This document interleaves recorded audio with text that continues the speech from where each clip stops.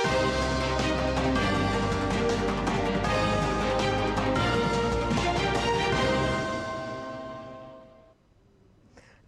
आप देख रहे हैं डीडी न्यूज। मैं हूं आंचल गुलाटी। आगे बढ़ने से पहले एक नजर सुर्खियों की तरफ। अमेरिका ने पाकिस्तानी गुट टीआरएफ को आतंकी संगठन किया घोषित। टीआरएफ को बताया लश्कर ए तौयबा का मुखौटा और सहयोगी। संपत्ति जब्त होने के साथ फंडिंग पर लगेगी रोक।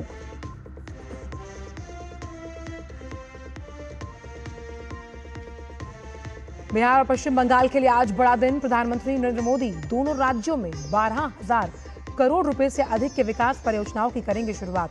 टेक्नोलॉजी, कनेक्टिविटी, बिजली जैसे क्षेत्रों से जुड़ेंगे नए आयाम।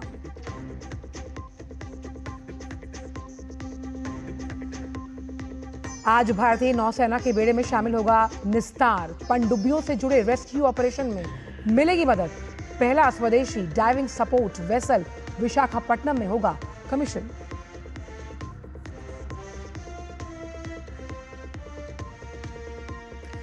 अगले 3 से 4 दिन मध्य प्रदेश और उत्तर प्रदेश में भारी बारिश का रेड अलर्ट। पंजाब, हरियाणा और राजस्थान समेत पहाड़ी इलाकों में भी होगी मूसलाधार बारिश।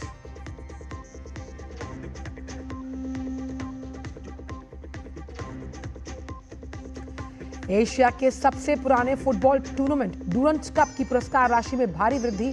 3 गुना बड़ी प्राइज मनी। 23 जुलाई से होगी टूर्नामेंट की शुरुआत।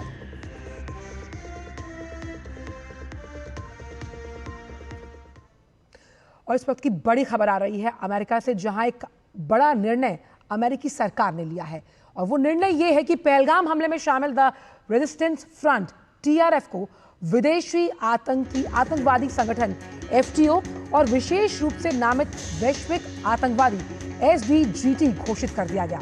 अमेरिकी विदेश मंत्रालय ने टीआरएफ को पाकिस्तान स्थित लश्कर ए तौयबा यानी एलटी का मखौटा संगठन और सहयोगी बताया। अमेरिकी विदेश मंत्रालय ने बयान में खास तौर पर जिक्र किया। वो जिक्र ये है कि टीआरएफ ने 22 अप्रैल 2025 को जम्मू कश्मीर के पहलगाम में हुए हमले की जिम्मेदारी ली थी, जिसमें 26 निर्दोष नागरिक मारे गए थे। मंत्रालय के मुताबिक 2008 के मुंबई आतंकी हमलों के बाद भारत में नागरिकों पर सबसे घातक हमला है ये। अमेरिकी विदेश मंत्रालय के बयान में यह भी सामने आया कि टीआरएफ ने 2024 में भी भारतीय सुरक्षा बलों पर कई हमले किए। अमेरिका ने यह बयान अपने विदेश मंत्रालय की वेबसाइट पर भी लगा दिया, जिसमें यह कहा गया कि यह कदम अमेरिकी राष्ट्रीय सुरक्षा हितों की रक्षा, आतंकवाद के खिलाफ कार्रवाई और राष्ट्रपति डोनाल्ड ट्रंप द्वारा पहलगाम हमले के लिए न्याय दिलाने के आह्वान को लागू करने के तहत उठाया गया है।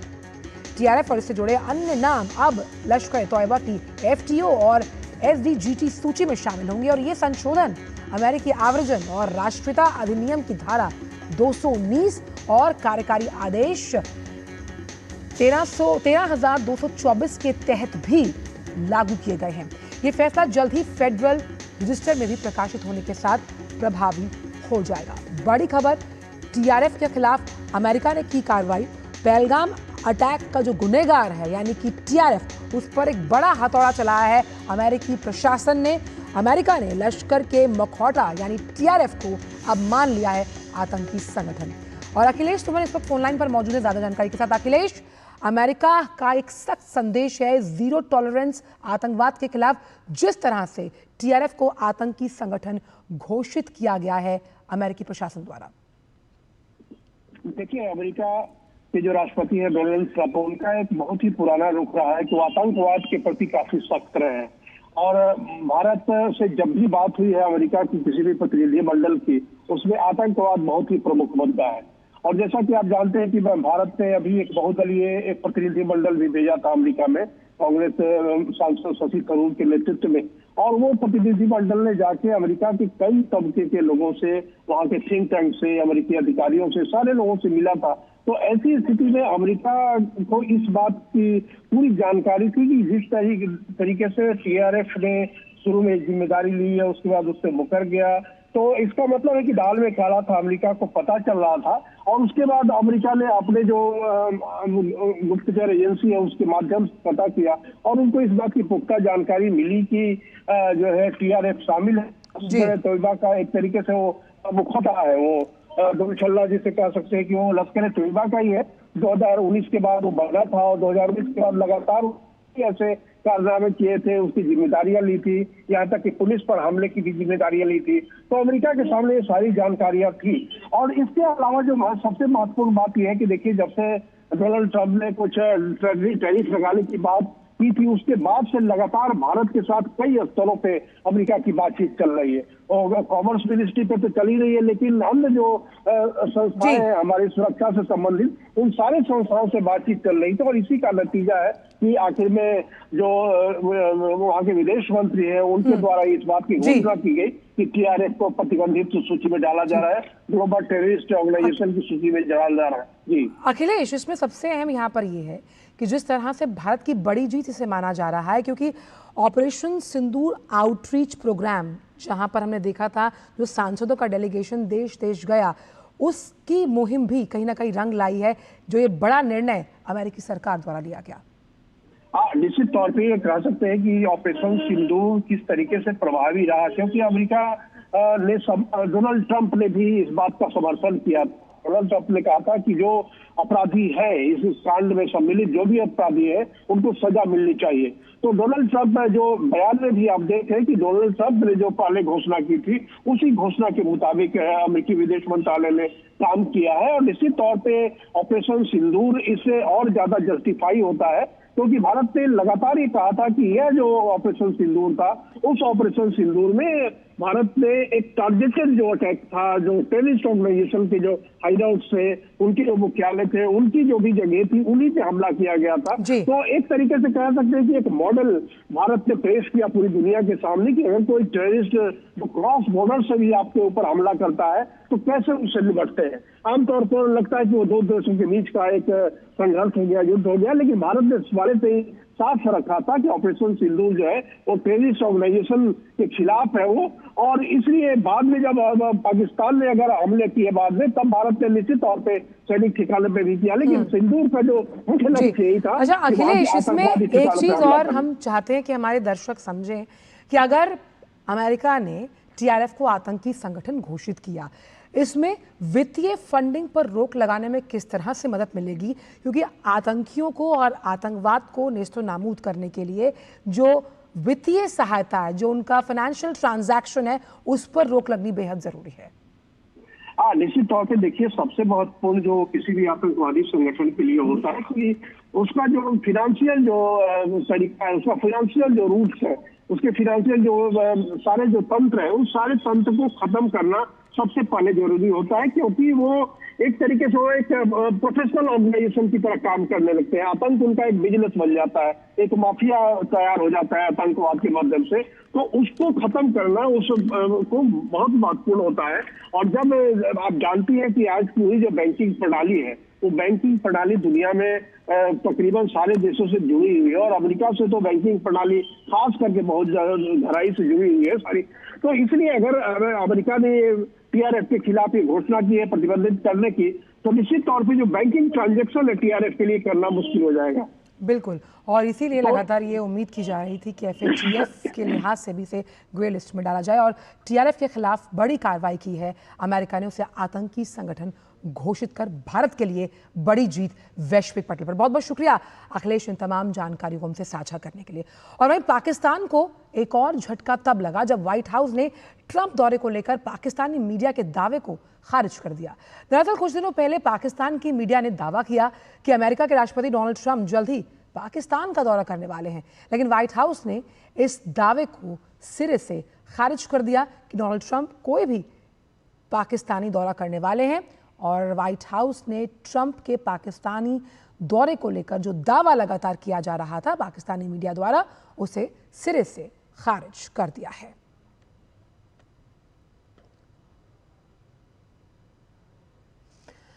और बड़ी खबर आ रही है एक बार छत्तीसगढ़ से, जहां भूपेश बघेल के घर पर फिर से ईडी ने छापा मारा। छत्तीसगढ़ के पूर्व मुख्यमंत्री और कांग्रेस के वरिष्ठ नेता भूपेश बघेल के घर आज तड़के ईडी ने छापेमारी की है, और इसको लेकर प्रदेश में हड़कंप मचा हुआ है। भिलाई में भूपेश के घर पर ईडी ने छापा किया है, और शराब घोटाला और कथित जो आर्थिक अनियमितताएं रही हैं, उस मामले को लेकर ईडी ने ये बड़ी कार्रवाई भिलाई स्थित उनके निवास पर की है। पूर्व सीएम छत्तीसगढ़ के हैं भूपेश बघेल, कांग्रेस के वरिष्ठ नेता हैं और उनके घर पर ईडी की छापेमारी है। और इसमें दो अहम पॉइंट्स ये कि शराब घोटाले से जुड़ी कार्रवाई से माना जा रहा है जो तमाम आर्थिक अनियमितताएं रही हैं उससे जुड़े मामले को लेकर ये छापेमारी की है। कार्रवाई को लेकर कांग्रेस कार्यकर्ताओं में हलचल है।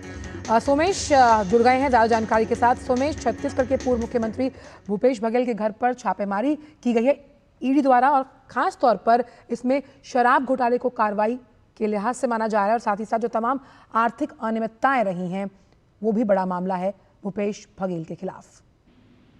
चल आपको मैं बताना चाहूंगा, जो छत्तीसगढ़ के पूर्व मुख्यमंत्री रह चुके हैं भूपेश बघेल के निवास पर प्रवर्तन निदेशालय यानी ईडी की कार्यवाही चल रही है। आज सुबह से ईडी की टीम उनके निवास भिलाई स्थित निवास पर पहुंची है और जिसमें छत्तीसगढ़ की राजनीति में खड़कम मचा हुआ है क्योंकि एक बार फिर से ईडी ने उनके निवास पर दबिश दी है। तो बताया जा रहा है कि छत्तीसगढ़ में जो कथित शराब घोटाला हुआ था और धन शोधन अधिनियम मनी लॉन्ड्रिंग के जुड़ी से इसके तहत कार्रवाई की जा रही है। फिलहाल उनके निवास पर ये कार्रवाई चल रही है और जो ईडी के अफसर है, हालांकि इस पर किसी भी तरह का आधिकारिक बयान उनके द्वारा जारी नहीं किया गया है।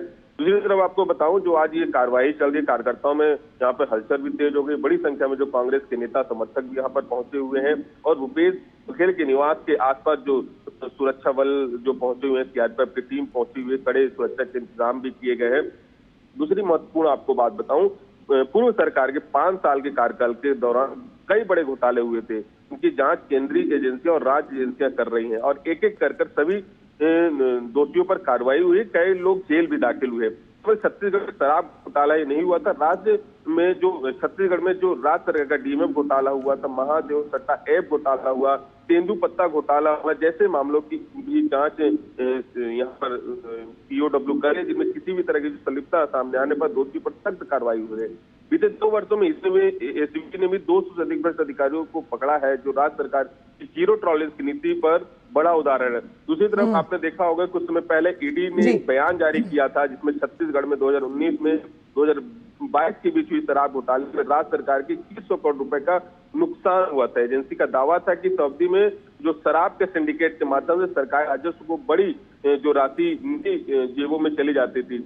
और आज जो बड़ी कार्रवाई चल रही है, जो पूर्व मुख्यमंत्री छत्तीसगढ़ के रह चुके हैं भूपेश बघेल, उनके भिलाई निवास पर ये चल रही है। दूसरी जो कार्रवाई इसमें एक बहुत बड़ी बात सामने ये भी है सोमेश, निवास में भी कार्रवाई हुई थी और उनके ऊपर भी आरोप था, जिनके कई रिव्यू और उनके ठिकानों पे भी। जी सोमेश, लेकिन एक चीज और समझना चाहेंगे क्योंकि जो कांग्रेस कार्यकर्ता हैं वो हलचल में हैं, कहीं ना कहीं रोष भी है और जो बेटे हैं भूपेश बघेल के वो भी कहीं ना कहीं पीएमएलए के अंतर्गत उनसे भी पूछताछ हुई थी और शराब घोटाले को लेकर किस तरह से मनी ट्रेल उसे स्थापित करना, उसको एस्टैब्लिश करना एक बड़ा चैलेंज हो सकता है ईडी के लिए। जो एक कार्रवाई हुई थी 10 मार्च 2025 को, जो भिलाई निवास पे जो छापे मारे गए थे, जो पूर्व मुख्यमंत्री भूपेश बघेल है और उनके बेटे हैं, उनके ऊपर भी शराब घोटाले के मामले पे आरोप लगे थे। फिलहाल सारे मामलों की जांच ईडी प्रवर्तन निदेशालय कर रही है। अभी स्पष्ट रूप से कुछ ही नहीं बताया। हालांकि आज जिस तरह से पूर्व मुख्यमंत्री भूपेश बघेल के यहाँ पहले भी केंद्रीय एजेंसियों को लेकर जो पूर्व मुख्यमंत्री भूपेश बघेल उन्होंने कहा था कि राजनीतिक षड्यंत्र बता चुके थे और साफ तौर पे उनका यह भी कहना था कि उन्हें जबरन परेशान किया जा रहा है। तो कहीं ना कहीं आज जो ईडी की जो कार्रवाई है राज्य में राजनीतिक तापमान को बढ़ा सकती, खासकर ऐसे समय में जब विधानसभा सत्र का अंतिम दिन है और विपक्ष सरकार का दबाव बढ़ा रहे हैं। आने वाले दिनों में यह मामला संसदीय बहस और सड़क दोनों पर दिखाई देगा। जी बहुत बहुत शुक्रिया सोमेश इन तमाम जानकारियों को हमसे साझा करने के लिए। आगे बढ़ने से पहले वक्त एक छोटे से ब्रेक का है। फिर ये डुगडुगी गई कहाँ? पापा के साथ साथ सारे सपने भी चले गए। अब तो बस अपने गैराज में बैठा लोगों की डुगडुगी ठीक करता रहता हूँ और अपने बच्चों के सपनों के साथ ऐसा कुछ नहीं होने देना। वो कैसे? पहले से लाइफ इंश्योरेंस का टर्म प्लान ले रखा है। बड़े भैया, सपनों को रखो सुरक्षित टर्म प्लान के साथ। सबसे पहले लाइफ इंश्योरेंस। सर बीड़ी पुलाव ट्राई करो, मस्त है। कैसा है? अरे उसको काहे को घुरता है? टिप्स इग्नोर करने का, अपना दिमाग लगाकर ऑर्डर देने का। मार्केट का स्टॉक टिप्स बहुत लोग देता है, डेंजरस हो सकता है। कंपनी और रिस्क पूरा समझने का, फिर इन्वेस्ट करने का। सोच कर समझ कर इन्वेस्ट कर। ब्रेक के बाद सभी का स्वागत। बढ़ते हैं आगे। प्रधानमंत्री नरेंद्र मोदी आज बिहार और पश्चिम बंगाल के दौरे पर रहेंगे। प्रधानमंत्री मोदी बिहार को 7,200 करोड़ रुपए की विकास सौगात देंगे। इसके तहत बिहार को दरभंगा में नए software technology parks of India और पटना में अत्याधुनिक इंक्यूबेशन सुविधा की शुरुआत होगी। इसके बाद प्रधानमंत्री दुर्गापुर जाएंगे, जहां से वो 5,200 करोड़ रुपए की विकास परियोजनाओं की शुरुआत करेंगे। इन योजनाओं में तेल, गैस, बिजली, सड़क और रेल कनेक्टिविटी की विकास परियोजनाएं शामिल हैं। दोनों राज्यों में प्रधानमंत्री के दौरे को लेकर खासा उत्साह है। देखिए इससे जुड़ी हमारी खास रिपोर्ट। बिहार में सड़क संपर्क और रेल के साथ साथ सूचना प्रौद्योगिकी व इलेक्ट्रॉनिक्स से जुड़ी परियोजनाओं का उद्घाटन, शिलान्यास और लोकार्पण प्रधानमंत्री करेंगे। 7200 करोड़ रुपए की सौगात कल मोतिहारी को आदरणीय प्रधानमंत्री जी देने वाले इस रैली में, और इसमें पूरा मोतिहारी, ये गांधी की धरती कभी कहा जाता रहा है चंपारण, इस चंपारण से प्रधानमंत्री जी को अद्भुत प्रेम है, अद्भुत नाता है। यहाँ संपर्क और बुनियादी ढांचे की परियोजनाओं में रेलवे की समस्तीपुर बछवाड़ा रेल लाइन के बीच स्वचालित सिग्नलिंग, दरभंगा थलवाड़ा और समस्तीपुर रामभद्रपुर रेल लाइनों का दोहरीकरण का लोकार्पण प्रधानमंत्री द्वारा किया जाएगा। इसके अलावा जिन रेल परियोजनाओं का शिलान्यास प्रधानमंत्री करेंगे, उसमें पाटलिपुत्र में वंदे भारत ट्रेनों के रखरखाव का इंफ्रा, भटनी छपरा ग्रामीण रेल लाइन पर स्वचालित सिग्नलिंग, 4,080 करोड़ रुपए की लागत वाली दरभंगा नरकटियागंज रेल लाइन का दोहरीकरण शामिल होगा। सड़क परियोजनाओं में NH 319 पर 4 लेन के आरा बाईपास की आधारशिला, परारिया से मोहनिया तक के 4 लेन वाले 319 के एक खंड का उद्घाटन भी प्रधानमंत्री करेंगे। इसके अलावा प्रधानमंत्री दरभंगा में नए software technology parks of India, Patna में STPI की अत्याधुनिक इंक्यूबेशन सुविधा का उद्घाटन करेंगे, जिससे राज्य में स्टार्टअप को बढ़ावा मिलेगा। इसके अलावा मत्स्य संपदा योजना के तहत विकास परियोजनाओं की एक श्रृंखला का उद्घाटन करेंगे। 4 नई अमृत भारत ट्रेनों का शुभारंभ होगा, जिनमें बापूधाम मोतिहारी से दिल्ली आनंद विहार तक, दरभंगा से लखनऊ गोमती नगर तक, मालदा टाउन से लखनऊ गोमती नगर के बीच भागलपुर के रास्ते 4 नई अमृत भारत ट्रेनों को वे हरी झंडी दिखाएंगे, जिससे क्षेत्र में कनेक्टिविटी में सुधार होगा। प्रधानमंत्री जी का आना हमेशा विशेष होता है, और चंपारण आना तो और भी विशेष होता है। खास करके चंपारण को 2 अमृत भारत एक्सप्रेस के रूप में तोहफा मिल रही है। एक ट्रेन तो यहीं से खुलेगी दिल्ली के लिए, जिससे कि चंपारण वालों को दिल्ली जाने में एक बहुत ही अच्छी ट्रेन के रूप में सुविधा मिले। इसके अलावा प्रधानमंत्री 12,000 लाभार्थियों के गृह प्रवेश के तहत कुछ लाभार्थियों को चाबियां भी सौंपेंगे, और प्रधानमंत्री आवास योजना ग्रामीण के 40,000 लाभार्थियों की किस्त जारी करेंगे।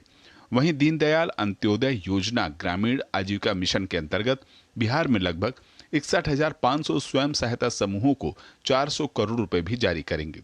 बिहार के बाद प्रधानमंत्री पश्चिम बंगाल की यात्रा करेंगे, जहां वे दुर्गापुर से तेल एवं गैस, बिजली, सड़क और रेल क्षेत्र से जुड़ी 5,000 करोड़ रुपए की अधिक विकास परियोजनाओं का शिलान्यास और उद्घाटन करेंगे।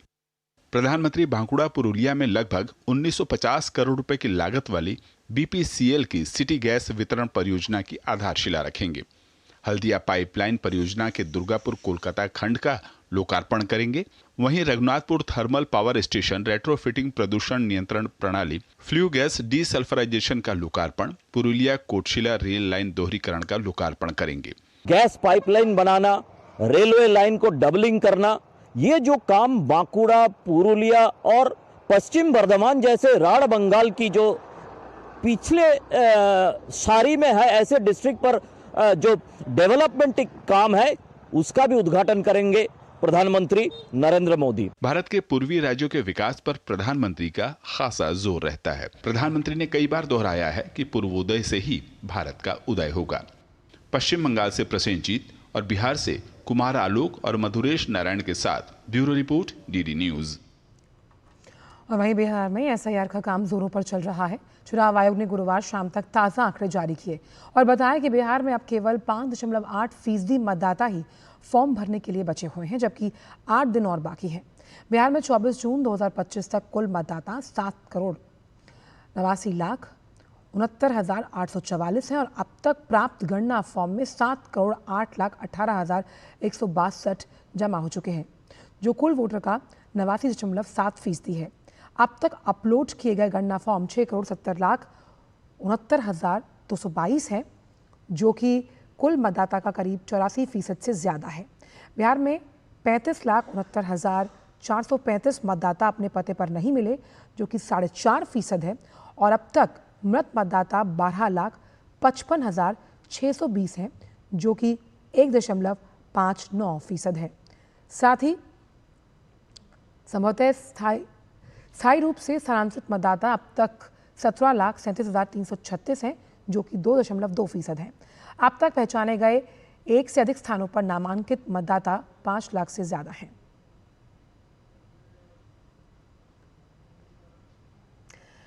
भारतीय नौसेना की आज से निस्तार की ताकत उसे मिलने वाली है। विशाखापट्टनम के नेवल डॉकयार्ड में अपना पहला स्वदेशी डाइविंग सपोर्ट वेसल निस्तार को बेड़े में शामिल करने के लिए वो पूरी तरह से तैयार है। इसके अलावा नौसेना प्रमुख एडमिरल दिनेश के त्रिपाठी और अन्य वरिष्ठ गणमान्य व्यक्ति उपस्थित रहेंगे। ये जहाज गहरे समुद्र में गोताखोरी में सक्षम है। ये पनडुब्बियों से जुड़े रेस्क्यू ऑपरेशन में बहुत बड़ा योगदान देने वाला है। निस्तार डीप सबमर्जेंस रेस्क्यू वेसल के तौर पर मदरशिप के रूप में भी काम करेगा। ये समुद्र के भीतर पनडुब्बी में किसी भी आपात स्थिति में फंसे लोगों को बचाने में, निकालने में मदद करेगा। निस्तार को स्वदेशी रूप से हिंदुस्तान शिपयार्ड लिमिटेड ने डिजाइन किया और इसे बनाया है। ये भारत की आत्मनिर्भरता की ओर बढ़ने में एक महत्वपूर्ण मील का पत्थर है। निस्तार अंतर्राष्ट्रीय मानकों के अनुरूप जटिल जहाज़ों के निर्माण की भारत की क्षमता का प्रमाण है। इसकी लंबाई लगभग 120 मीटर और चौड़ाई 20 मीटर से अधिक है। ये पोत गहरे समुद्र में गोताखोरी और संकटग्रस्त पनडुब्बियों से बचाव अभियान को काफ़ी अहम बनाएगा और काफ़ी अहम साबित होगा। खबर श्रीनगर से, जहां हाल ही में हुई भारी बारिश के कारण एक दिन के लिए स्थगित अमरनाथ यात्रा बाल्टाल और पहलगाम दोनों मार्गों पर फिर से शुरू हो गई। मौसम में सुधार के संकेत मिलने के बाद हजारों तीर्थयात्रियों को मंदिर की ओर बढ़ने की अनुमति दी गई। जम्मू के भगवती नगर आधार शिविर में तीर्थयात्रियों का एक नया जत्था रवाना हुआ, जो गांदरबल के बाल्टाल और अनंतनाग जिले के पहलगाम स्थित 2 आधार शिविरों की ओर बढ़ रहा है। अधिकारियों के अनुसार यात्रा सुचारू रूप से चल रही है और सभी आवश्यक सुरक्षा उपाय किए जा रहे हैं।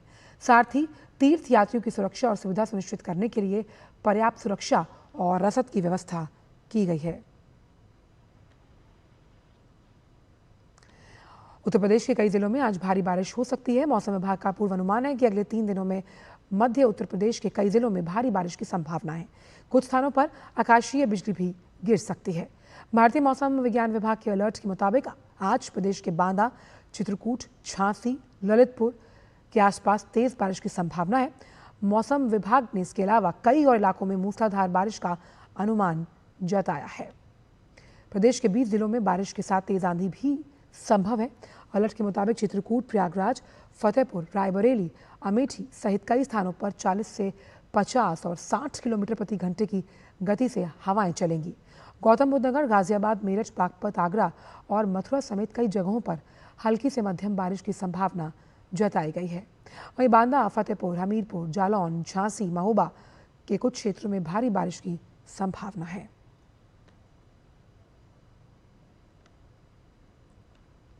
ब्रिटेन की प्रतिष्ठित साउथहैम्पटन यूनिवर्सिटी ने हरियाणा के गुरुग्राम में अपने कैंपस की शुरुआत की। यूजीसी के रेगुलेशन के तहत भारत में कैंपस स्थापित करने वाली साउथहैम्पटन यूनिवर्सिटी पहला विदेशी संस्थान बन गया। राष्ट्रीय शिक्षा नीति 2020 में भारतीय उच्चतर शिक्षा के अंतर्राष्ट्रीयकरण की बात कही गई थी और भारत में विदेशी शिक्षण संस्थानों के कैंपस की शुरुआत इसी दिशा में महत्वपूर्ण कदम है।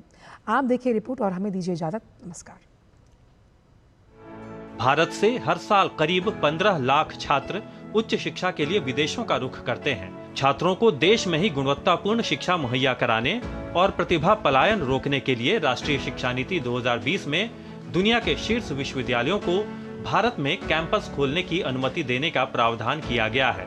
राष्ट्रीय शिक्षा नीति के प्रावधानों के मुताबिक ही यूजीसी ने 2023 में भारत में विदेशी उच्चतर शिक्षा संस्थानों के परिसरों की स्थापना और संचालन से संबंधित रेगुलेशन को अधिसूचित किया। इसके मुताबिक वैश्विक रैंकिंग में शीर्ष 500 में आने वाले संस्थान भारत में अपने कैंपस स्थापित कर सकेंगे। ब्रिटेन की प्रतिष्ठित साउथहैम्पटन यूनिवर्सिटी यूजीसी के रेगुलेशन के तहत भारत में कैंपस स्थापित करने वाला पहला विदेशी संस्थान बन गया है। शिक्षा मंत्री धर्मेंद्र प्रधान ने बुधवार को हरियाणा के गुरुग्राम में यूनिवर्सिटी के दिल्ली कैंपस का उद्घाटन किया। यूजीसी ने अपने रेगुलेशंस को रिफॉर्म करके फॉरेन यूनिवर्सिटी को खोलने की अनुमति दी थी। फॉरेन यूनिवर्सिटी केवल स्टेम एजुकेशन में खोलने की अनुमति है, रिसर्च के लिए खोलने के लिए आवश्यकता अनुमति दिया जाएगा। इसी बैकग्राउंड पे देश में पहला फॉरेन यूनिवर्सिटी यूके के साउथहैम्पटन आज आकार ले लिया है। हमने और 14 फॉरेन यूनिवर्सिटी को देश की विभिन्न जगह पे अपने कैंपस खोलने का अनुमति दिया है, नहीं तो देने की प्रक्रिया में है। साउथहैम्पटन यूनिवर्सिटी के दिल्ली कैंपस में आगामी सितंबर महीने से 4 अंडर ग्रेजुएट और 2 पोस्ट ग्रेजुएट कोर्सेज की शुरुआत हो जाएगी। अंडर ग्रेजुएट कोर्सेज में computer science, economics, accounting and finance और बिजनेस मैनेजमेंट शामिल हैं, जबकि पोस्ट ग्रेजुएट कोर्सेज में फाइनेंस और इंटरनेशनल मैनेजमेंट शामिल हैं। यहाँ पढ़ने वाले छात्रों को 1 साल यूनिवर्सिटी के यूके या मलेशिया कैंपस में भी पढ़ने का मौका मिलेगा। The University of Southampton brings with it a legacy of academic excellence, research leadership and international engagement, which will now be accessible to the Indian students at home.